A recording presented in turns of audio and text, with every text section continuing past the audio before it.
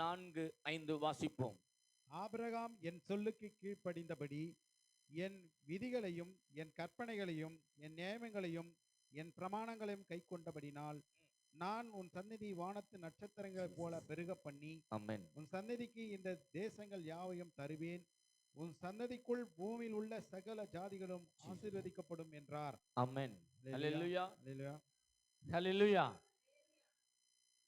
Abraham என் சொல்லுக்கு அவன் கீழ்ப்படிந்தபடியினால் தான் அவனுக்கு அந்த ஆசீர்வாதம்.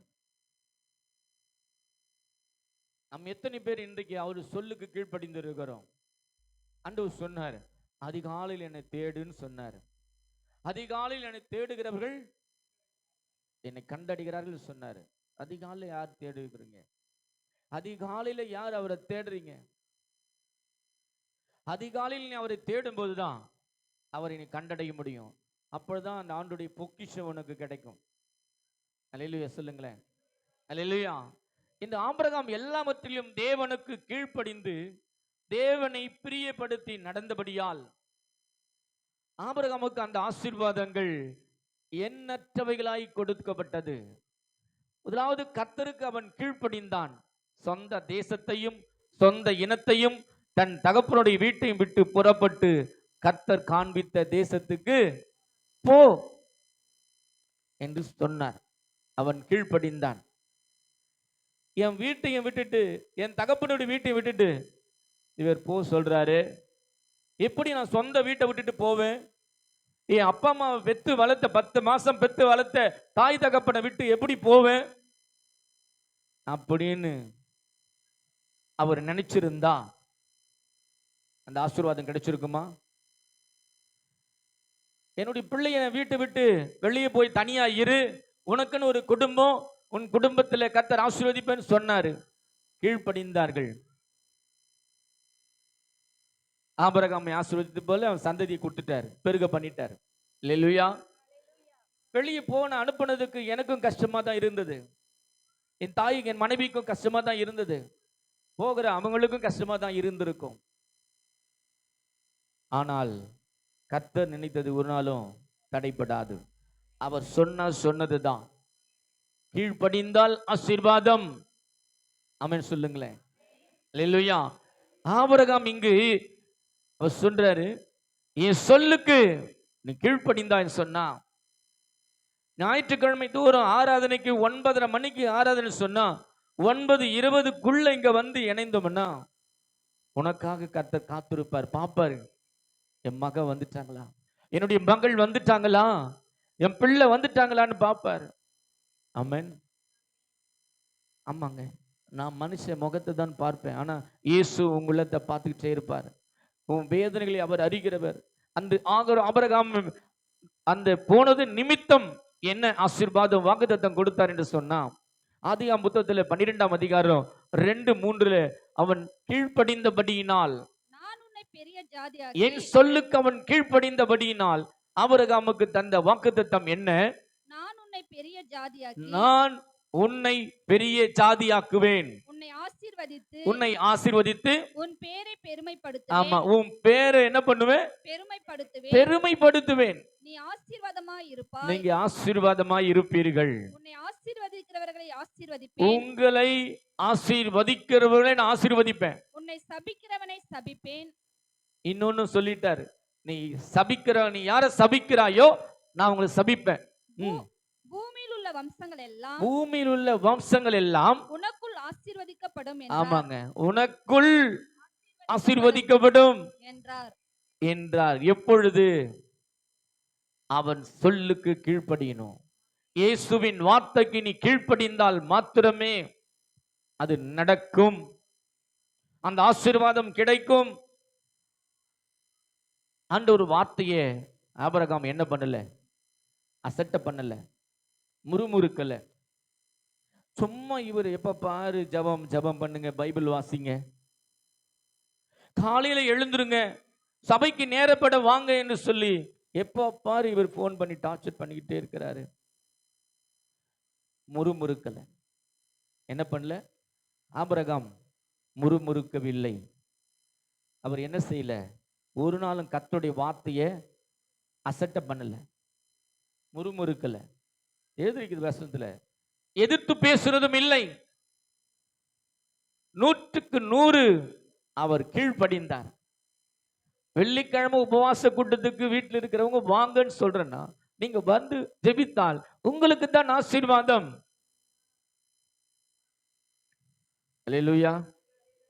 ஞாயிற்றுக்கிழமைகளே கர்த்தருடைய வார்த்தையை கேட்பதற்கு திருவிருந்துடன் கூடிய வாக்குத்தத்தம், அதே போல ஒரு புரோகிராம், இந்த மாதத்துக்கு ஒரு முறை கண்டிப்பாக விடுதலின் கூட்டம் இருக்கும்.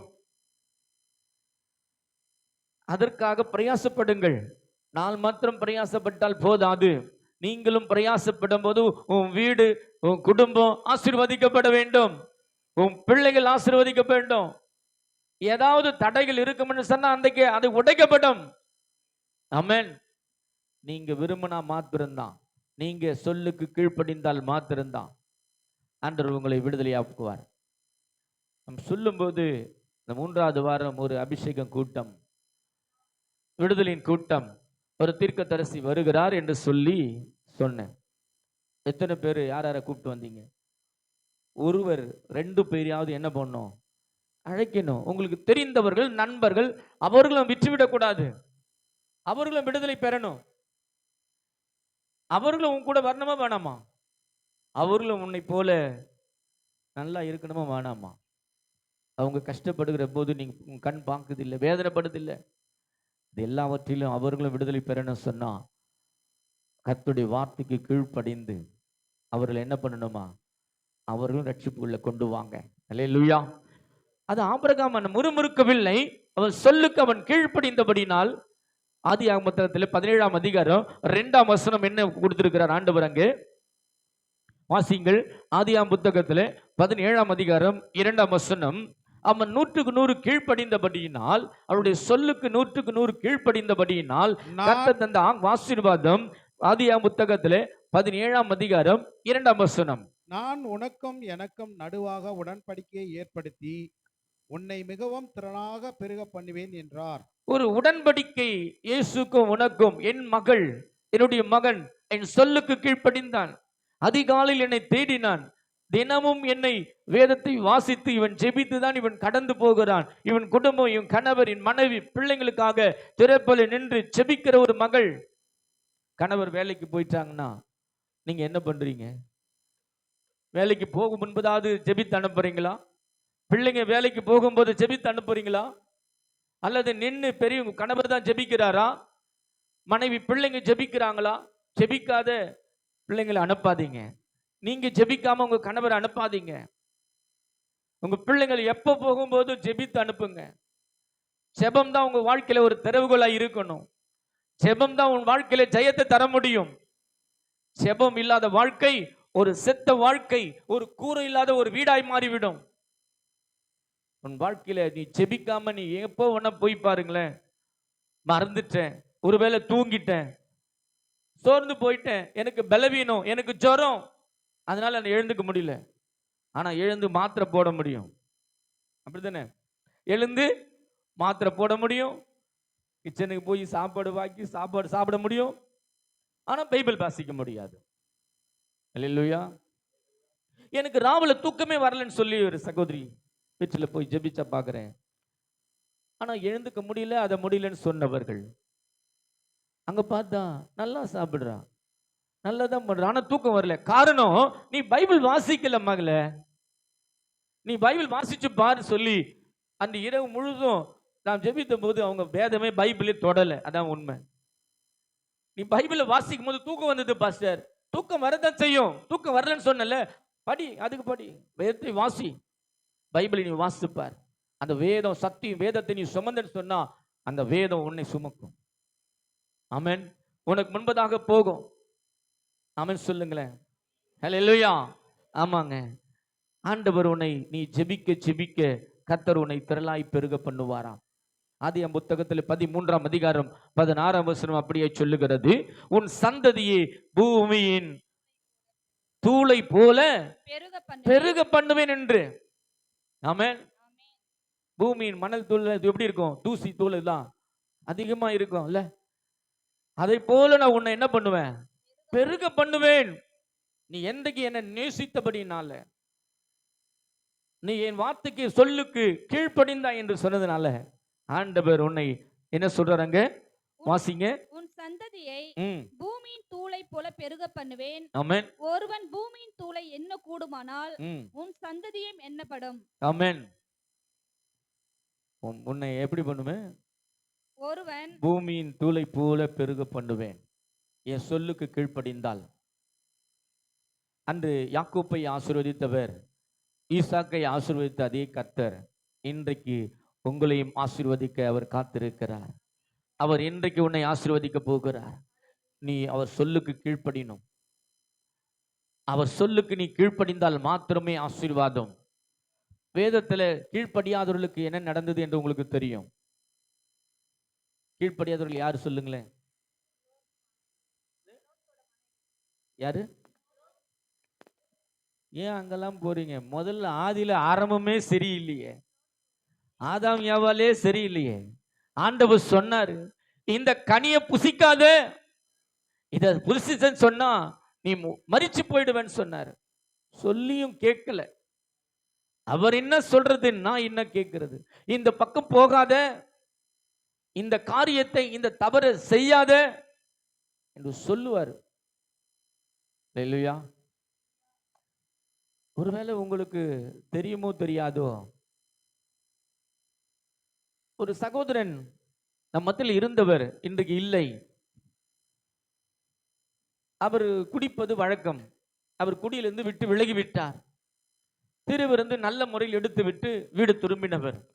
அன்று மாலை ஹாஸ்பிட்டலுக்கு போயிட்டு வரும்போது போறேன்னு சொல்லிட்டு போய் போற வழியில ஒருவன், எப்போதும் போல பழைய நண்பன், அவரை பிடித்து வா என்னோட கூட வா என்று சொல்லி அழைச்சிட்டு போய் அவருக்கு ஒரு பாதி ஊத்தி அவரையும் குடிக்க வச்சுட்டான். அவரும் பழைய நினைவுகள் வந்துட்டு போய் கவுந்துட்டார். குடிச்சிட்டு நடந்து வரும்போது ஒரு பைக்காரன் அவரை சும்மா ஓரமா நடந்து போனவரை தட்டிட்டான். தட்டி சுழண்டு கீழே விழுந்தவர் தான் ஹாஸ்பிட்டலில் கோமா ஸ்டேஜ், மரித்து போனார். வேற மாவட்டத்துக்கு போய் அவங்களுடைய சொந்த ஊருக்கு போய் அடக்கம் பண்ணப்பட்டார்கள். திருவிருந்தை துணிகரமாய் உட்கொண்டாலே இதுதான். ஆமாங்க, அவங்க ஒத்துக்கினாங்க. இப்ப வரல, நம்ம மத்தியில் இல்லை, அவங்க ஊரோட போயிருக்காங்க போல. கர்த்தர் அவங்களை ஆசீர்வதிப்பார். நல்லா தெரியும் அவங்களுக்கு. அதைத்தான் சொல்றேன், துணிகரம். அந்த ஏவாளுக்கு என்ன பண்ணா? சர்ப்பத்திலே ஏமாந்து போனால். இந்த கனியை புசிக்காத ஆண்டவர் சொன்னாரு, நீ புசிக்கும் நாளிலே சாவாயின்னு சொல்லி சொல்லிட்டு போயிட்டாரு. ஆனா இவள் கீழ்ப்படியவில்லை. கீழ்ப்படியாத நிமித்தம் என்ன வந்தது? சாபமா? அப்புறம் வாசிங்களேன், ஆதியாகமம் 3 1 17 வரைக்கும் வாசிங்க சீக்கிரம். ஆதியாகமம் 1 அதிகாரம் 3 அதிகாரம் 1 17 வரைக்கும். உண்டாக்கின சகல காட்டு ஜீவன்களை பார்க்கிலும் சர்ப்பமானது தந்திரமுள்ளமாய் இருந்தது. அந்த ஸ்திரீயை நோக்கி, நீங்கள் தோட்டத்தில் உள்ள சகல விருட்சங்களின் கனியையும் புசிக்க வேண்டாம் என்று தேவன் சொன்னது உண்டோ என்றது. ஸ்திரீ சர்ப்பத்தை பார்த்து, நாங்கள் தோட்டத்தில் உள்ள விருட்சங்களின் கனிகளை புசிக்கலாம், ஆனாலும் தோட்டத்தின் நடுவில் இருக்கிற விருட்சத்தின் கனியை குறித்து தேவன் நீங்கள் சாகாதபடிக்கு அதை புசிக்கவும் அதை தொடவும் வேண்டாம் என்று சொன்னார் என்றால். அப்போது சர்ப்பம் ஸ்திரீயை நோக்கி, நீங்கள் சாகவே சாவதில்லை, நீங்கள் இதை புசிக்கும் நாளிலே உங்கள் கண்கள் திறக்கப்படும் என்றும் நீங்கள் நன்மை தீமை அறிந்து தேவர்களைப் போல் இருப்பீர்கள் என்றும் தேவன் அறிவார் என்றது.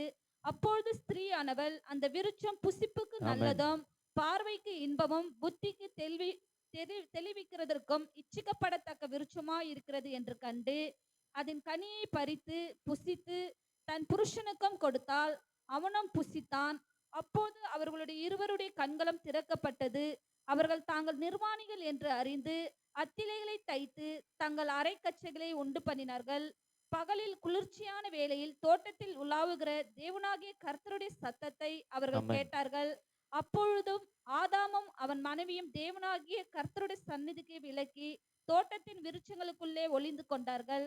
அப்பொழுது தேவனாகிய கர்த்தர் ஆதாமை கூப்பிட்டு, நீ எங்கே இருக்கிறாய் என்றார். அதற்கு அவன், நான் தேவருடைய சத்தத்தை தோட்டத்திலே கேட்டு நான் நிர்வாணியாய் இருப்பதினால் பயந்து ஒளித்து கொண்டேன் என்றான். அப்பொழுது அவர், நீ நிர்வாணி என்று உனக்கு அறிவித்தவன் யார்? புசிக்க வேண்டாம் என்று நான் உனக்கு விலக்கின விருட்சத்தின் கனியை புசித்தாயோ என்றார். அதற்கு ஆதாம், என்னுடனே இருக்கிறபடி தேவரீர் தந்த ஸ்திரீயானவள் அவ்விருட்சத்தின் கனியை எனக்கு கொடுத்தால் நான் புசித்தேன் என்றான். அப்பொழுது தேவனாகிய கர்த்தர் ஸ்திரீயை நோக்கி, நீ இப்படி செய்தது என்றார். ஸ்திரீயானவள், சர்ப்பம் என்னை வஞ்சித்தது, நான் புசித்தேன் என்றாள். அப்போது தேவனாகிய கர்த்தர் சர்ப்பத்தை பார்த்து, நீ இதை செய்தபடியால் சகல நாட்டு மிருகங்களிலும் சகல காட்டு மிருகங்களிலும் சபிக்கப்பட்டிருப்பாய். நீ உன் வயிற்றினால் நகர்ந்து உயிரோடு இருக்கும் நாளெல்லாம் மண்ணை தின்பாய். உனக்கும் ஸ்திரீக்கும் உன் வித்துக்கும் அவள் வித்துக்கும் பகை உண்டாக்குவேன்.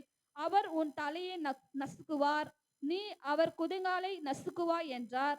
அவர் ஸ்திரீயை நோக்கி, நீ கர்ப்பவதியாய் இருக்கும்போது உன் வேதனையை மிகவும் பெருக பண்ணுவேன். வேதனையோடு பிள்ளை பெறுவாய். உன் ஆசை உன் புருஷனை பற்றியிருக்கும், அவன் உன்னை ஆண்டு கொள்வான் என்றார். பின்பு அவர் ஆதாமை நோக்கி, நீ உன் மனைவியின் வார்த்தைக்கு செவி கொடுத்து புசிக்க வேண்டாம் என்று நான் உனக்கு விலக்கின விருட்சத்தின் கனியை புசித்தபடினாலே பூமி உன் நிமித்தம் சபிக்கப்பட்டிருக்கும். நீ உயிரோடு இருக்கும் நாளெல்லாம் வருத்தத்தோடு அதன் பலனை புசிப்பாய். அது உனக்கு முள்ளும் குறுக்கும் முளைப்பிக்கும். வெளியின் பயிர் வகைகளை புசிப்பாய். நீ பூமியிலிருந்து எடுக்கப்பட்டபடியால் நீ பூமிக்கு திரும்ப மட்டும் உன் முகத்தின் வேர்வையால் ஆகாரம் புசிப்பாய். நீ ஆமென். மண்ணாய் இருக்கிறாய், மண்ணுக்கு திரும்புவாய் அல்லேலூயா. என்றார். ஆதாம் அல்லேலூயா. அவ்வளவுதான். கடைசி அவர் ஒரு 17ல சொல்றாரு. என்ன சொல்றாருன்னா, புசிக்க வேண்டாம் என்று சொன்ன நான் உனக்கு விலக்கின விருட்சத்தின் கனியை நீ புசித்தபடினால பூமி உன் நிமித்தம் சபிக்கப்பட்டிருக்கும். அல்லேலூயா. அந்த சாபத்தை நாம் எல்லார் மேலேயும் விழுந்திருக்குது. அந்த சாபத்தை உடைக்க தான் இயேசு நமக்கு வந்தார். அவருடைய இரத்தத்தினால தான் நமக்கு ஒரு விடுதலை. பாவம் சாபம், நம்ம மூதாதையருடைய சாபம் இருக்கும், தாய் தகப்பன்மார் செய்த பாவம் இருக்கும். அது எல்லாம் நம்மளை வாட்டி வதைக்கும், வேதனைப்படுத்தும், துன்பப்படுத்தும். ஒருவேளை அப்படிப்பட்ட சாபத்துல சபிக்கப்பட்டு ஆபிரகாம் சந்ததி வழியா நம்ம ஆசீர்வதிக்கப்படுறோம். அவன் சொல்லுக்கு அவன் கீழ்ப்படிந்தான். இங்க அங்க என்ன நடந்தது? அவன் சொல்லுக்கு கீழ்ப்படியாதனால ஆசீர்வாதத்தை இழந்தார்கள். அப்பதான் அவங்க தெரியுது என்னன்னு. அவங்க பூமியில ஆண்களுக்கு ஒரு சாபத்தை கொடுத்தார். என்ன சொன்னாரு? உயிரோடுக்கு நல்லா உழைத்து வேர்வை சிந்திதான் சாப்பிடணும். பிறகு பெண்களுக்கு என்ன கொடுத்தாரு? ஆமா, கர்ப்ப வேதனை. இல்லைன்னா ஈஸியா பெற்றுட்டு இருப்பாங்க எல்லாரும். இப்போ ரொம்ப ஈஸியா பெற்றுறாங்க, போனதும் அறுத்து போட்டுறாங்க டமால் டமால். கர்ப்ப வேதனை பட்டு தான் குழந்தை பெற்றிருப்பாங்க நம்மள எல்லாரையும். இல்லையா? ஆமா, இது சபிக்கப்பட்டதான். இந்த சாபம் அப்ப விடப்பட்ட சாபம் தான் இது. ஆமென். இந்த சாபம் கீழ்ப்படியாத நிமித்தம் வந்தது. ஆனால் இயேசுவுக்கு கீழ்ப்படிந்தது. பாருங்களேன், ஒரு மீன் யோனாவை ஆண்டுடைய வார்த்தை கீழ்ப்படியாமல் போனது நிமித்தம் யோனாவை மீன் விழுங்கிச்சு. மீன் விழுங்கினதும் ஆண்டவர் சொன்னாரு பாருங்க, அற்புதமா, அவனை டைஜஷன் பண்ணவே இல்லை. அது உள்ள போனதும் அவர் ஜீரணிக்க கொடுக்கல, அதுக்கு முழுமையா பாதுகாத்தார். மீண்டும் கட்டளையிட்டார். அவன் மனம் திரும்பினா, ஆழத்தின் பூமியில கொண்டு போய் ஆழத்துல மீன் ஆழத்துல போகும்போது அவன் மனம் திரும்பினா, பாசி அவன் தலைமையில சுத்திச்சு. பாசி தானே சாப்பிடும் அது, அந்த மீன். அந்த மீன் பாச அந்த மேல ஃபுல்லா பாச சுத்தி போனது. ஆனாலும் வெளியில அந்த இடத்துல ஆண்டவரை என்னை மன்னிச்சிருங்கன்னு சொல்லி மன்னிப்பு கேட்டுதான் அவன் சொல்லுக்கு கீழ்ப்படிந்தான். உடனே அந்த மீன் வயிற்றுல இருந்து என்ன பண்ணுச்சு? யோனா கரையில கக்குது. அவனுடைய வார்த்தைக்கு பாடுபட்ட பிறகுதான் கீழ்ப்படுகிறோம். பிள்ளைக்கு சொல்றாங்க, அப்பா இதை சாப்பிடாத, இது 2 நாளுக்கு முன்னாடி குழம்பு கெட்டு போச்சு, இது வேணான்னு சொன்னா அப்பதான் சாப்பிடுற பிள்ளைங்க இருக்கிறாங்க. இந்த இடத்துக்கு போகாத என்று சொன்னா அப்பதான் அங்க போகிறேன்னு சொல்றது கீழ்ப்படியாமை. அல்லேலூயா. கீழ்ப்படியாமையின் பிள்ளைகள் மீது என்ன வரும்? அல்லேலூயா. யாக்கோபு 4:7 எழுதப்பட்டிருக்கிறது.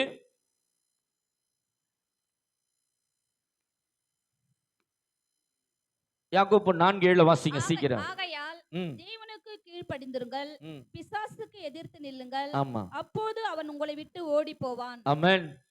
ஹல்லேலூயா. தேவனுக்கு கீழ்ப்படிந்திருங்க. கர்த்தருக்கு நீங்க ஒருவேளை கீழ்ப்படிந்திருந்தா பிசாசுக்கு என்ன பண்ணுமா? எதிர்த்து நிற்க வேண்டும். அப்பொழுது அவன் ஓடி போவான். இங்க எலியாவு கூட கர்த்தர் கீழ்ப்படுகிறான். எலியா கர்த்தருக்கு கீழ்ப்படுகிறான். அதன் நிமித்தம் அவனுக்கு என்ன பண்றாரு? காக்கையை கொண்டு போஷிக்கிறார். ஏன் உங்களை போஷிக்க மாட்டாரா? நீ கர்த்தருக்கு உண்மையா வந்து கீழ்ப்படிந்து ஆலய பணிகளை நீ செய்தாயின்றா உன்னை கீழ்ப்படிய பண்ண மாட்டாரா? கர்த்தர் உனக்கு போஷிக்க மாட்டாரா? இதுல யாராவது ஒருவர் நான் பசியோடு இருக்கிறேன்னு சொல்லுவீங்களா? சொல்ல முடியுமா? கடந்த நாட்களில் நான் சாப்பாடு இல்லாம இருந்தேன் சொல்ல முடியாது. என்று சொன்னால் உன்னை படைத்த தெய்வம் என்றைக்கு ஆலயத்துக்குள்ள நீ வந்துட்டாயோ கர்த்தர் உன் குறைகள் எல்லாம் நிறைவாக்குவார். அப்படி மகிமையில என்ன பண்ணுவாரு? நிறைவாக்குவர் என்று சொல்றாரு. இன்னொரு இடத்துல காற்றையும் கடலும் கூட கீழ்ப்படுகிறது. ஆமென். மத்திய சுவிசேஷத்துல 8ஆம் அதிகாரம் 23 27 வரை வாசித்து பார்ப்போம் என்று சொன்னா அங்கு காற்றும் கடலும் கூட கொந்தளிக்கிறது. அப்போ கொந்தளிக்கும் போது இயேசு அங்க பார்க்கிறாரு, இறையாதே அமைதலாயிரு என்று ஒரே வார்த்தை அவர் சொல்லுகிறார். அப்பொழுது அந்த காற்றும் கடலும் கூட இவருக்கு கீழ்ப்படுகிறது. மனுஷர்களாகிய நாம் அவர்களுக்கு கீழ்ப்படிவது இல்லை. அல்லேலூயா. வாசித்து பாருங்கள் மத்திய சுவிசேஷம் 8ஆம் அதிகாரம் 23 27 வரை. அவர் படவில் ஏறின போது அவருடைய சீஷர்கள் அவருக்கு பின் சென்று ஏறினார்கள். அப்பொழுது படவு அலைகளினால் மூடப்படத்தக்கதாய் கடலில் பெருங்காற்று உண்டாயிற்று. அவரோ நித்திரையாய் இருந்தார். அப்பொழுது அவருடைய சீஷர்கள் வந்து அவரை எழுப்பி, ஆண்டவரே, எங்களை ரட்சியும், மடிந்து போகிறோம் என்றார்கள். அதற்கு அவர், அற்ப விசுவாசிகளே, ஏன் பயப்படுகிறீர்கள் என்று சொல்லி எழுந்து காற்றையும் கடலையும் அதட்டினார். உடனே மிகுந்த அமதல் உண்டாயிற்று. அந்த மனுஷர்கள் ஆச்சரியப்பட்டு, இவர் எப்படிப்பட்டவரோ, காற்றும் கடலும் இவருக்கு கீழ்ப்படுகிறதே என்றார்கள். அல்லேலூயா. நம்முடைய வாழ்க்கையிலும் கூட ஒரு போராட்டம் வரும், பிரச்சனைகள் வரும், நெருக்கம் வரும், வியாதி பலவீனங்கள் வரும்போது நம்ம என்ன பண்றோம்? அவிவிசுவாசம் உள்ள வருகிறது. ஒரு முறுமுறுப்பு வருகிறது. முறுமுறுப்பு வந்ததுமே யாரை குற்றப்படுத்தீங்க? முதல்ல அந்த இயேசுவுக்கு கண்ணு இல்லையா? அவரும் நானும் என்னை உடன்படிக்கை பண்ணியிருக்கிறேன்னு சொன்னாரு. அவர் என்னை பார்க்கிறார் இல்ல? வேதனை வரும்போது ஏன் அவருக்கு காது கேட்காதா? நான் இப்படி கஷ்டப்படுறேன்னு, என் வாழ்க்கை இப்படியே போய்விடுமா? விடுதலையே இருக்காதா? முறுமுறுத்து இருக்கிறோம். அப்படித்தானே? முறுமுறுத்தீங்களா இல்லையா? முறுமுறுத்து இருக்கிறோம். அடுத்தது யாரை குற்றப்படுத்துவீங்க? இந்த பாஸ்டர் ஜெபிக்கிறாரா இல்லையான்னு தெரியல. பாஸ்டர் ஜெபம் பண்ணுங்க. எங்க அவர் ஜெபிக்கிறது? அவரும் அவன் பிள்ளைங்களை பார்க்க தான் சரியா இருக்கும், அவர் மனைவி பார்க்க தான் அவருக்கு சரியா இருக்கும். நானும் மனுஷன் தானே. அல்லேலூயா. எல்லாருக்குள்ளும் அந்த பாடுகளை தேவன் வைத்திருக்கிறார். ஆமென். அவர் முதலமைச்சரா இருந்தாலும் சரி, அவர் பிரைம் மினிஸ்டர், சீஃப் மினிஸ்டர் இருந்தாலும் சரி, அல்ல PM மோடியா இருந்தாலும் சரி, அத்தனை பேருக்கும் என்ன பண்ணியிருக்கிறாரு? உலகத்துல உபத்திரம் இருக்கும், பாடுகள் இருக்கும். அத்தனையிலிருந்தும் அதை மீறி நீ உடன்படிக்கை அவரோடு செய்து உண்மையாய் இருப்பாய் என்று சொன்னா, இந்த வேதத்தை நீ வாசிப்பாய் என்று சொன்னா, அனுதினமும் நீ வேதத்தை வாசித்து இந்த பொக்கிஷத்தை நீ பிடிச்சுக்கிட்டேன்னு சொன்னா, உன் வாழ்க்கையில் இருக்கிற அலை கடல் இருந்து பொங்கி வருது வர பிரச்சனை, அதை அப்படியே அமர்த்துவார். அல்லேலூயா. பிரச்சனை எழும்பி வரும், போராட்டம் நெருங்கி வரும், உங்க சரீரத்தில் பலவீனம் வரும். அப்பதெல்லாம் இயேசு இறையாதே, அமைதியாயிரு, சண்டை வேணாம், அமைதியாயிரு, கோவப்படாத, அமைதியாயிரு, எதிர்த்து பேசாத, அமைதியாயிரு, கலகம் பண்ணாத, முறுமுறுக்காத, இயேசுவை மறந்துடாத, உன்னை தூக்கி எடுத்தவரை மறந்துடாத, உனக்காக ஜெபம் பண்ணவரை மறந்துடாத. அல்லேலூயா.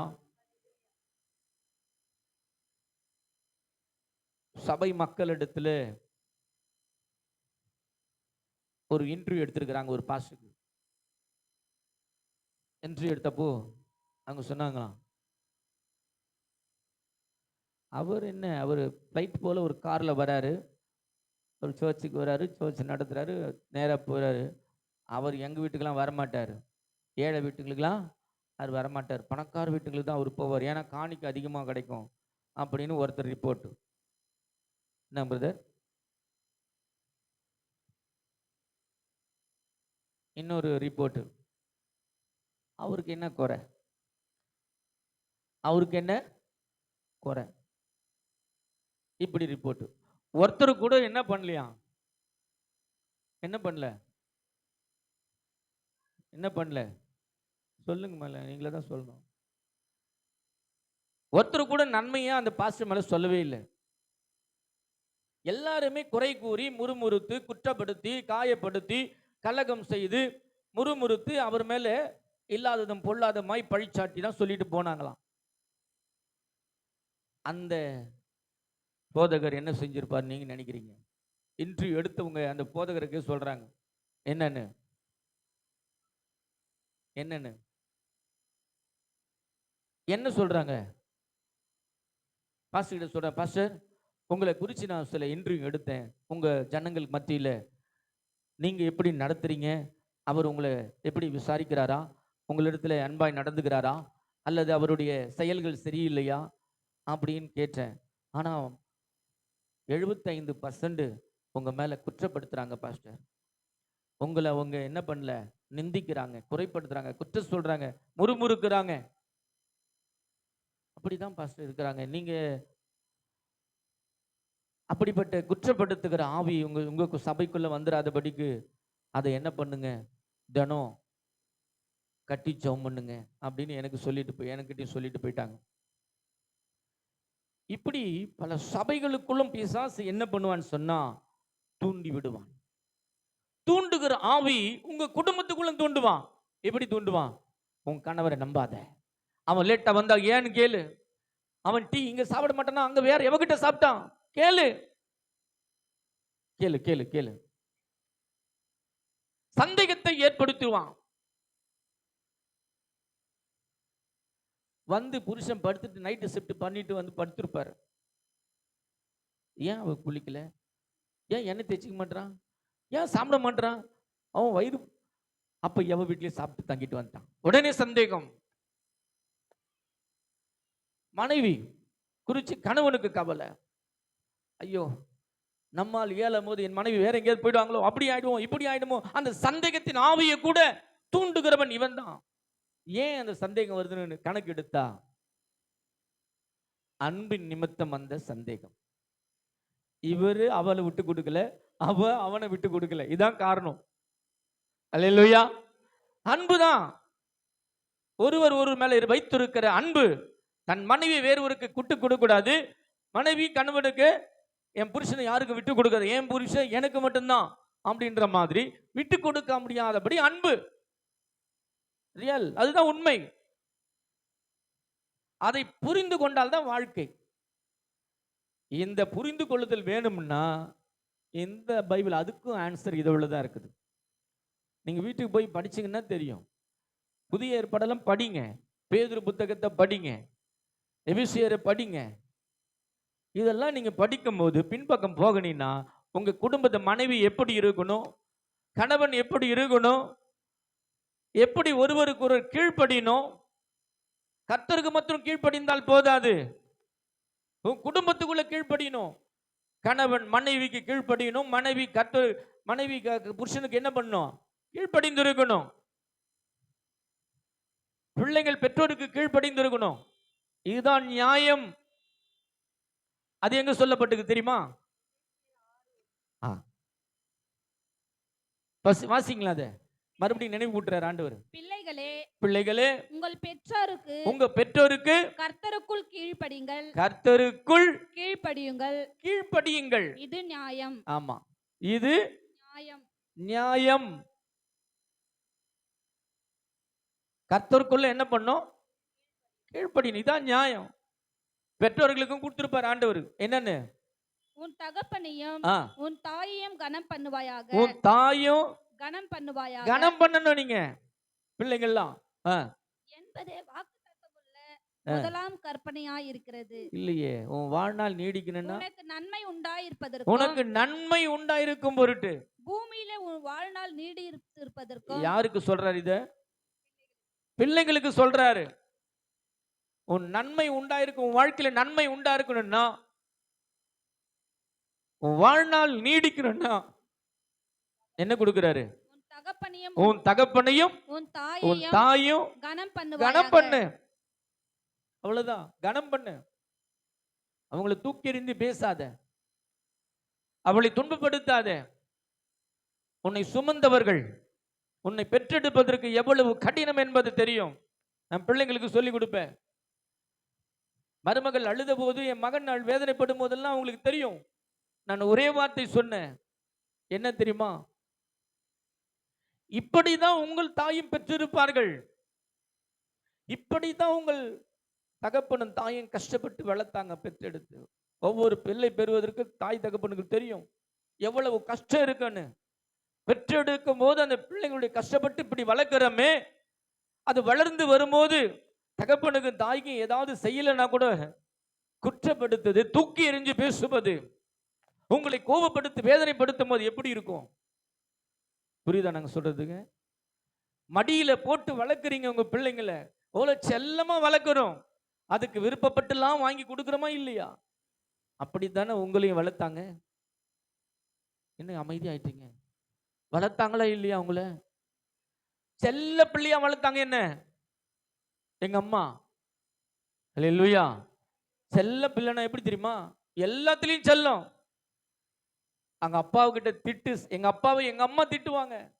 என் பிள்ளை ஒன்னும் சொல்லாத, அவன் லேட்டா தான் வருவான், அவன் சாப்பிடுவான், அவனை தொல்லை பண்ணாத, கதவை பூட்டி வைப்பார் எங்க அப்பா. ஆனா ஜன்னல்ல பூட்ட முடியல அவரால். ஜன்னல் இருக்கிற கம்பிங்களை பூட்ட முடியல. நாங்க கம்பிங்களை தனித்தனியா எடுத்துட்டு திருப்பி எப்போதும் உள்ள வந்துட்டு திருப்பி அதே போல ஃபிட் பண்ணிட்டு உள்ள போய் சாப்பிட்டு சந்தோஷமா தூங்குவோம். இங்க கதவை வெளியே பூட்டிட்டேன். ஆனா இவன் எப்படி போனான்? நாங்க ஜன்னலும் அப்படியே தான் இருக்கோம். ஆனா எப்படி வந்திருப்போன்னு தெரியாது அவருக்கு. நாங்க கம்பி எடுத்து வச்சிருக்கிறோம் தனியா, திருப்பி எப்போதும் போல ஃபிட் பண்ணி வைப்போம். திருப்பி வெளியே போகும்போது எப்படி வேணாலும் வெளியே போகலாம் வரலாம். அது அவருக்கு, எனக்கு மட்டும்தான் தெரியும், எங்க அம்மாவுக்கு தெரியும். அல்லேலூயா. அப்பாவுக்கு சொல்ல மாட்டாங்க. தன் பிள்ளை எப்படிலாம் பாதுகாக்கிறாங்க பாத்தீங்களா? அப்படி பாதுகாத்து வளர்த்த பிள்ளைய இன்னைக்கு என் பேச்சையே கேட்க மாட்டானே. பொண்டாட்டி வந்துட்டான்னு பொண்டாட்டி பேச்சையே கேட்கிறானே. மனைவி வார்த்தை கேட்க, பிள்ளைக்கு வார்த்தை கேட்க மாட்டானே. எத்தனை தாய்மார்கள் புலம்புறாங்க தெரியுமா? அவங்களுக்கெல்லாம் என்ன சொல்லியிருப்பான்னு நினைக்கிறீங்க? என்ன சொல்லியிருப்பான்னு நினைக்கிறீங்க? ஒரு தாய் இருக்கிறாங்க, உங்களுக்கு ஒரே வார்த்தை சொன்னேன், உனக்கு பிறகு அவன் மனைவிக்குத்தான் சொந்தம். எப்பவுமே உங்ககிட்ட இருப்பான்னு நினைச்சுக்கிட்டியா? எப்பவுமே உங்ககிட்ட தான் இருப்பான்னு நினைச்சிட்டியா? நோ. உன் பிள்ளை கர்த்தருக்கு சொந்தம். உன் பிள்ளை அவன் மனைவிக்கு சொந்தம். தாய்க்கு பெண் தாரத்துக்கிட்ட தான் போகணும். அல்லேலூயா. இந்த பாடம் உங்களுக்கு செப்பரேட்டா நடத்துறேன். கர்த்தர் உங்களை ஆசீர்வதிப்பா. காற்றையும் கடலையும் கூட இறையாதே அமைதலா இருந்து சொன்னவர் உன் வாழ்க்கையும் என்ன பண்ணுவாரு? இறையாதபடி அமைதலா இருக்க பண்ணுவார். எப்பொழுது? அவ சொல்லுக்கு நீ கீழ்ப்படிந்தால் மாத்திரமே. இப்ப நீங்க யோசித்து பாருங்க, நான் எதுக்கு கீழ்ப்படியில? ஒருவேளை நான் சொன்னது உங்கள் காதுகளில் கேட்டு இருதயம் பிள்ளையில வச்சிருப்பீங்கன்னு நினைக்கிறேன். என் தாய்க்கு நான் கீழ்ப்படியவில்லை. எத்தனை பேர் தாய் தகப்பனுக்கு கீழ்ப்படியாம இருக்கிறீங்க? ஏன் உங்கள இல்லையா? உங்க அப்பா அம்மா இல்லையா? அப்பா அம்மா இல்லாதவங்க பரவாயில்லைங்க, அப்பா அம்மா இருக்கும் போதே கூட பண்ணிருக்கலாம்ல. பண்ணிருப்பீங்களா? பண்ணலையா? எல்லாம் அப்படியே பாருங்க, திருத்துருன்னு என்னையே பார்க்குறேன். நான் தான் என் தப்பே தான் சொன்ன மாதிரி தெரியுது. நான் தான் உண்மையாக கீழ்ப்படியாத பிள்ளை. நான் உங்க முன்னாடி நிக்கிறேன். அவர் ஒரே ஒரு சொல் சொன்னார், இன்னைக்கு ஜீவனோட உன்னை வைத்திருக்கிறேன்னு சொன்னா என் கிருபை. இயேசு வேணுமா? உலகம் வேணுமா? நன்மை வேணுமா? தீமை வேணுமா? எது உனக்கு வேணும்? நீயே செலக்ட் பண்ணிக்க. அல்லேலூயா. கடைசியா நான் பிசினஸ் பண்ணிக்கிட்டு இருந்தேன், ஒரு ஜாப் கம்பெனி போயிருந்தேன், பிறகு லேண்ட் பிசினஸ்ல ரியல் எஸ்டேட்ல இருந்தேன். அப்போ இது வேணுமா இயேசு வேணுமா வைக்கிறார் ஆப்ஷன். எது வேணும் நீயே செலக்ட் பண்ணு. அப்புறம் தான் எனக்கு ஆண்டவர் கொடுத்தாரு. You be select correct. நான் செலக்ட் பண்ணது என் ஊழியம், எனக்கு இயேசு தான் வேணும். இன்னைக்கு யாரோ சொல்ல முடியும், என் பொண்டாட்டி வேணாம் எனக்கு இயேசு தான் வேணும் அப்படிலாம் சொல்லலைங்க. என் புருஷன் வேணாம் எனக்கு இயேசு போதும் அப்படிலாம் சொல்லல. எனக்கு பிள்ளைங்க வேணாம் இயேசு மாத்திரம் போதும் அப்படிலாம் சொல்லல. ஊழியக்காரனை பார்த்து கூட தான் சொல்றாரு, உன் சொந்த குடும்பத்தை நீ நடத்த தெரியலனா, உன் மனைவி நீ நேசிக்கலனா, பிறர் குடும்பத்தை எப்படி நீ நேசிமா, அவன் புருஷன் நேசி அப்படி நீ சொல்லுவ, என்ன திருப்பி என்ன கேட்பார்? ஆமென் சொல்லுங்களேன். ஏன்னா உன் மனைவிய கணவன்மார்கள் நேசிக்கணும், மனைவிமார்கள் கணவனை நேசிக்கணும், கீழ்ப்படியணும். மிக முக்கியம். நேசிக்கிறது மாத்திரமல்ல, கீழ்ப்படியணும். உங்களுக்கு ஒரு நல்ல செய்தி, குறும் செய்தியை நான் உங்களுக்கு அனுப்புகிறேன் வாட்ஸ்அப்ல. மனைவி என்ன பண்ண வேண்டும், புருஷன் என்ன பண்ண வேண்டும், இந்த கீழ்ப்படிதல் இருந்தா அந்த குடும்பம் செழிப்பா இருக்குங்க. ஆமென் சொல்லுங்களேன். அல்லேலூயா. ஏன்னா என் மனைவி எனக்கு கொடுத்த ஒரு பொக்கிஷம், இயேசு எனக்கு கிடைத்த ஒரு பொக்கிஷம், பிறகு இரண்டாவது என் மனைவி எனக்கு கிடைச்சது அதுவுடைய பொக்கிஷம். ஏன்னு சொன்னால் அவளும் என் சொல்லுக்கு கீழ்ப்படுகிறாள். கீழ்ப்படுகிறாள், கீழ்ப்படிந்தால் இல்லை, கீழ்ப்படுகிறாள் இன்றைய வரைக்கும். ஆமென். ஒண்ணே ஒண்ணு, அவள் சரி இங்க ஆலயத்துக்கு வர முடியவில்லை, அதுதான் காரணம். வருவாங்க, நீங்க எல்லாம் ஜெபிங்க, வருவாங்க. ஏன்னா அவங்களுக்கு அப்படிப்பட்ட ஒரு கொடுக்கப்பட்ட வேலை. ஒரு 3 நாள் லீவ் போட்டா அந்த இடத்துக்கு வேற ஒரு ஆள் வந்துருவாங்க. இந்த 3 நாள் இப்ப லீவ் போட்டாங்க, இன்னும் 7 பேர் அங்கிருந்து தூக்கிட்டாங்க. ஏன்னா இப்ப கவர்மெண்ட் ரொம்ப ஃபாஸ்டா இருக்கிறாங்க. எந்த இடத்துல ஆள் லீவ் உடனே ரிமூவ் பண்ண, அந்த இடத்துல 3 நாள் லீவா உடனே எடுத்து அவங்க இடத்துக்கு அனுப்புங்க. தூக்கி தண்ணி இல்லாத காடு 7 பேருக்கு டிரான்ஸ்ஃபர் போட்டு செங்கல்பட்டு, காஞ்சிபுரம், திருச்சி இப்படின்னு அனுப்பிட்டாங்க. அந்த இடத்துல குடும்பத்தை நான் தூக்கிட்டு போக முடியாது. கர்த்தர் 33 வருஷமா அதே இடத்துல வச்சிருக்கிறாருன்னா இயேசு செய்த கிருபை தான். இன்றைக்கு அவள் ஜீவனோடு இருக்கிறது அவள் கிருபை. உயிருக்கு போராடி இருந்தவளை ஜீவனை மீட்டு கொண்டு வந்தது கிருபை. ஆமென். ஆமாங்க. என் வாழ்க்கையை உங்களுக்கு சாட்சியா வைக்கிறேன். இன்றைக்கு வரைக்கும் சம்பாதிப்பது அத்தனையும் அவங்க தான். ஒரு நாள் கூட அவங்க ஏடிஎம் கார்டு என்கிட்ட கொடுங்கன்னு கேட்டதும் இல்லை. நான் தான் வச்சிருக்கிறேன், நான் தான் எடுப்பேன், நான் தான் ஜெபிச்சு கொடுப்பேன். நான் என்றதில்லை, அவங்க செய்ததெல்லாம் அதுதான். அவர் செய்யட்டும், அவர் பண்ணட்டும், அவர் குடும்பத்தை நடத்தட்டும். அவங்கள மனமு வந்து தருகிறது, அதே போல மனமு வந்து நான் கொடுப்பது. அதான் கீழ்ப்படிதல். ஒருவருக்கு ஒருவர் விட்டு கொடுத்துதல். அவர் செய்வார், தீமையான செய்ய மாட்டார். அவன் இருதயம் அவளை நம்பணும். என் மனைவி என்னை நம்பணும், என் இருதயத்தை நம்பணும். அவர் தப்பா செய்ய மாட்டாரு. சொல்றது புரியுதா?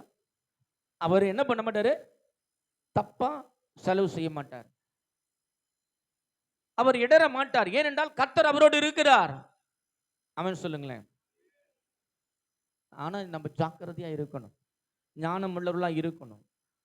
ஏமாற்றுகிற ஆவி, வஞ்சிக்கிற ஆவி, இப்படிப்பட்ட ஆவிங்க நம்மளை நெருங்கும் போது ரொம்ப ஜாக்கிரதையா இருக்கணும்.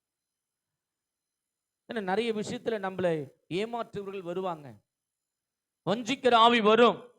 இப்படிப்பட்ட ஆவிகளை பகுத்தறியத்தான் ஆண்டவர் மீண்டும் சொல்றாரு, அதை கண்டுபிடிப்ப நான் உனக்கு அந்த ஆவியை தருவேன். அல்லேலூயா. ஆமா, கீழ்ப்படிதலை கொடுப்பார். என் சொல்லுக்கு நீ கீழ்ப்படிந்தான்னு சொன்னா அது ஆசீர்வாதம்.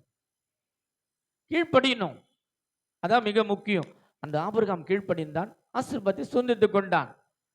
உங்கள ஒரு சிலர் கேள்வி கணையோடு இருக்கலாம், என்ன நான் எல்லாவற்றிலும் கீழ்ப்படுகிறேன்? கரங்களை உயர்த்துங்களேன். யாரு எல்லாவற்றிலும் நான் கீழ்ப்படுகிறேன் என்று சொல்லுகிறவர்கள்? ஒருத்தருமே இல்லையா? ரொம்ப என்னாச்சு? மேசா கீழ்ப்படுகிறாயா? எங்க கேட்பாங்க தெரியுமா? எங்க கேட்பாங்க? கல்யாணம் ஆனவங்களுக்கு தெரியும். மரண பரிந்தும் நான் உன்னை கைவிட மாட்டேன், இன்பத்திலும் துன்பத்திலும் நான் உன்னோடு இருப்பேன் அப்படின்னு சொல்லுவாங்க. அப்படிதானே? கல்யாணம் ஆனவங்களுக்கு தான் தெரியும். ஆனா கல்யாணம் ஆயிட்டு 1 வருஷத்துக்கு அப்புறம் தான் தெரியும், உன் துணியை நீயே தோய், உன் துணி காலர்ல எவ்வளவு அழுக்கு சொரின்னு இருக்கிற. நல்லா தான் இருந்தாங்க ஒய்ஃபு. திடீர்னு மூடு மாறி, உன் நீ போடுற துணி அத்தனையும் என்னால் துவைக்க முடியலையா, அவ்வளோ அழுக்கு வச்சிருக்கிற. முறுமுறுத்தாங்க. நீ இனிமே நீ துவைக்கவே துவைக்காதம்மா, நானே துவைச்சுக்கிறேன். காலரை மட்டும் நானே தேய்ச்சி வாஷிங் மிஷினில் போடுவேன். அப்புறம் ஒரு நாள் அவர் இறக்கப்பட்டு, பாவம் என் புருஷன் கஷ்டப்படுறாரு, நான் இன்னமும் ரொம்ப களை பறித்து கஷ்டப்படுற மாதிரி அவங்க எனக்காக திருப்பி உட்காந்து துவைக்கிறாங்க. அப்போது என்ன பண்ணுறாங்க, அங்கே கர்த்தர் பேசுகிறவர் கீழ்ப்படிதலை கொடுக்குறார். ஐயோ நம்ம இப்படி சொல்லிட்டோமே. உண்மையான அன்பு இயேசுவை வச்சுட்டீங்கன்னா அந்த அன்பு உங்களுக்குள்ள இருக்குங்க. அல்லேலூயா. பெரியவங்களுக்கு கீழ்ப்படிங்க, அவங்க சொல்றது அத்தனையும் நன்மைக்கு தான் இருக்கும். ஆமென். ஒருவேளை உன் தாய் தகப்பன் மட்டும் இல்லைங்க, உன் சகோதர சகோதரிகளை கூட தூக்கி எறிஞ்சு பேசியிருப்பீங்க. உங்கள அவங்களையும் மன்னிச்சிடுங்க. அவங்கள ஒரு நன்மையான காரியத்தை சொல்லி இருப்பார்கள், ஆனா அது உங்களுக்கு பிடிக்காம இருக்கலாம். தூக்கி எறிஞ்சு பேசாதீங்க, அவங்கள குத்துற போல பேசாதீங்க, அவமானப்படுத்தாதீங்க. ஏன் சொன்னா, ஆண்டவரே சொல்ல நான் சொல்றேன், உங்கள அப்படி யாராவது இருப்பீன்னு சொன்னா, நம்ம எப்பவும் தவறு செய்வது அதிகம்தான். குற்றப்படுத்தியிருப்போம், குறை சொல்லியிருப்போம், கோல் சொல்லியிருப்போம், மற்றவங்களை பத்தி நம்ம புறம் பேசியிருப்போம். அவ தெரியுமா, இந்த வண்டலூர் பகுதியில் இருக்கிற ஒரு கம்பெனியில் ஒரு பொண்ணு போயிட்டா, பாய் பொண்ணு. அதை பூந்தமல்லியில் இருக்கிற ஒரு கூட கம்பெனியிலிருந்து ஒரு கம்பெனி எனக்கு ஃபோன் வருது, பாஸ்டர் உங்க கம்பெனியா வீடு இருந்தால் ஒரு கம்பெனி காமே, அந்த கம்பெனிலேருந்து ஒரு பொண்ணு இங்கே ஓடியாந்துட்டா, இங்கே போலீஸ் ஸ்டேஷனில் இருக்கிறாங்க, நீங்கள் வருவீங்களா? ஐயோ அது எனக்கு சம்பந்தமே இல்லாது, ஏன்னா என்ன வேற போட்டு கூப்பிடுறீங்க. இப்படிப்பட்ட உடனே பாருங்க, ஒரு பொண்ணோட காரியம் எவ்வளோ ஸ்பிரிட் ஆகுது. தவறு செய்யும் போது என்ன ஆகுது, இந்த சென்னை பட்டணமே பத்திக்குது. இல்லையா? தனித்து போய் கூட பாஸ்டர்களால ஜெபம் பண்ண முடியல. ஒரு வீட்டுக்கு போய் தனிமையா போய் ஜெபிப்பதற்கு கூட என்ன பண்ணல முடியல. ஒரு வீட்டுக்கு போய் ஒரு பாஸ்டர் போய் ஜெபம் பண்ணி இருக்கிறார். அந்த அக்கம் பக்கத்தில் இருக்கிற குடும்பம் என்ன பண்ணிக்கிறாங்க, உடனே அந்த பாஸ்டர் அவங்க வீட்டுக்கு மட்டும் வந்து போறாரு. ஏன்னு தெரியல. அந்த அம்மா விதவை, ஒருவேளை பாஸ்டர் வச்சுக்கிறாரோ, கதை கட்டுறது. என்ன உலகம். சாப்பிட்டியான்னு கேட்டாலும் ஆபத்தாகுது, போய் பார்த்து ஜெபிச்சாலும் ஆபத்தாகுது. அதுக்காகத்தான் மோகன் பாஸ்டர் சொல்லியிருக்கிறாங்க, எனக்கு அறிவுறுத்தி இருக்கிறார், 9 மணிக்கு மேல யார் வீட்டுக்கும் போயிடாதுடா. சரிங்கய்யா, அவர் சொல்லும் போதெல்லாம் ஞானத்தை கொடுப்பார். 9 மணிக்கு மேல தாண்டி போகாத. ஆமா, போன் பண்ணி வீட்டுக்கிட்டையாவது போன் பண்ணி போய் பாரு, இல்லையா போகாத வந்துரு. இல்லையா? ஞானத்தை கொடுத்திருக்கிறார். அப்போ நாம் என்ன பண்றோம், நம்ம கண்ணு தவறா போகிறது. சொந்த மகளை கூட நான் ஏத்திட்டு போக முடியாத சூழ்நிலை ஆயிடுச்சு. நான் இல்ல, யாரா இருந்தாலும். இப்ப எங்க பூபதி இருக்கிறான்னு வச்சுங்க, நல்ல இலகன மனசு, ஒரு உதவினா என்ன போலயே உதவி செய்கிற ஒரு மகன். இப்போ இந்த மகனை வந்து என்னுடைய மகள் அவரு பார்த்துட்டாரு, நடந்து வராங்க பிள்ளைங்களை தூக்கிட்டு, அவர் கூட வண்டியில ஏத்திட்டு எங்க வீட்டுக்கு கொண்டு வந்து வராரு. இந்த தெரு வேற எனக்கு எல்லாரையும் தெரியும், நல்லா தெரியுங்க, எத்தனை பேரையும் இந்த வண்டலூர்ல. பாஸ்டர் நில்லுங்க, போற வர கூப்பிட்டு நில்லுங்க. அந்த கண்ணாடி போட்டு ஒரு பையன் பூபதிய வழுக்கு தலையாட்டு இருக்குமே, உன் பொண்ணு ஏத்திட்டு போனான் பாஸ்டர். ஆடா பாவீங்களா மா, ஏன் புள்ளம்மா அவன், அவனும் என்னுடைய மகன், அப்படிதான் அவனை பயன்படுத்தினுக்கிறோம். உலகம் நல்லதை பார்க்குது, நல்லதையே பார்க்க மாட்டாங்க. இந்த கண்ணு எப்பவுமே அப்படிதான் இருக்கும், இப்படிதான் இருக்கும். அவங்களாம் சொந்த முடிவு எடுத்துக்கிறாங்க. யாரையும் குற்றப்படுத்தவோ குறை சொல்லவோ, குற்றப்படுத்துவதற்கு பைபிள் சொல்லி, வேதத்தில் சொல்லி என்ன தெரியுமா, குற்றப்படுத்துவதற்கு நீ யார்? குற்றப்படுத்துக்கு நீங்களும் நானும் என்ன கிடையாது, அதிகாரம் கொடுக்கல. ஆண்டவர் சொல்லி இருக்கிறது, கீழ்ப்படிந்திரு, அவர் எவ்வளவு நாள் கீழ்ப்படிந்திருந்தார் என்று வேதத்தில் எழுதப்பட்டிருக்கிறது. ஆதியாகமம் 22:18 வாசிங்க சீக்கிரம்.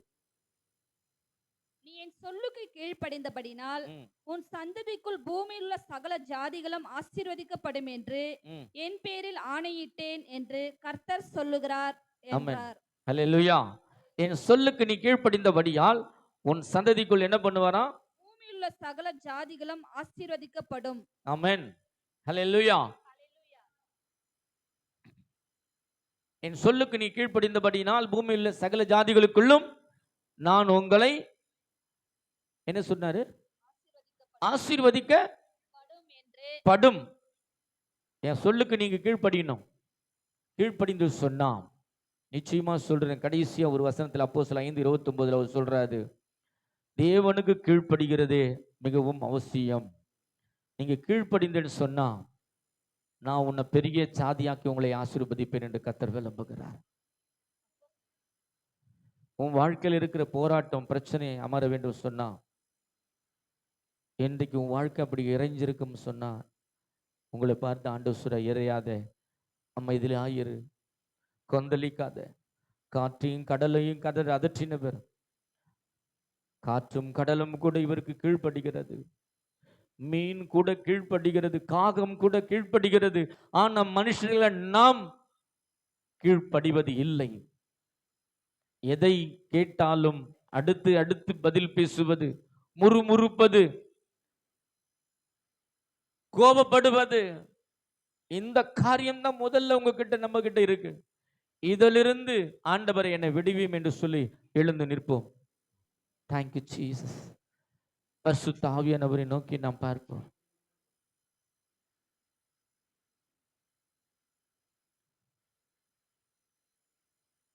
மாதத்துக்கு ஒரு முறை